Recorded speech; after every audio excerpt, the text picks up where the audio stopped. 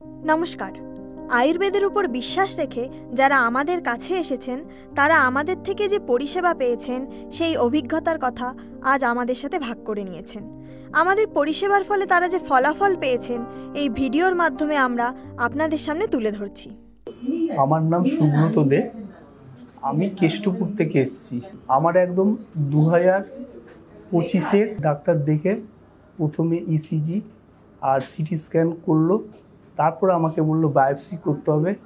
তা আমি বায়োপসি করাটা ভয় পেয়ে গেলাম যদি কিছু হয়।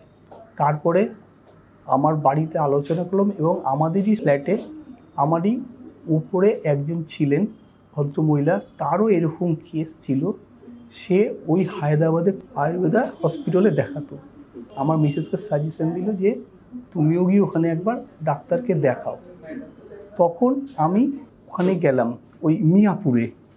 তারপরে সেখানে যাওয়ার পর উনি দেখে বলল যেরকম খাবার দাবারগুলো সেগুলো আপনি খাবেন। তা আমি সেইভাবেই খেয়ে আসছি।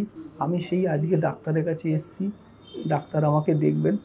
আমার এর আগে অনেক ব্লিডিং হয়েছে, এখন ব্লিডিংটা নেই, অবস্থায় আছি। এখন আমি সেই কালীঘাটের এই সেন্টারে এসেছি।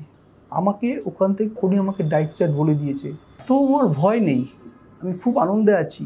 আমি মোটামুটি আমি ফ্রি মনে করব নিজেকে। 26শে এপ্রিল 2024 সালে প্রথম যখন দেখাই, তখন আমার এমনি গ্যাস, অম্বল, তারপরে অনেকটা পায়ুদারে অনেকটা পাইলসের মতনও ছিল, অনেক কিছু প্রবলেম ছিল। কিন্তু ওই জিনিসগুলো আস্তে আস্তে আমার হজম শক্তি বেড়েছে। পাইলসের যে আমার যে স্টুলটা একটু শক্ত হলে যে ব্লিডিং হতো সেগুলো ঠিক হয়েছে। এখন আমি খুব নিজেকে ফুল ফিট মনে করি।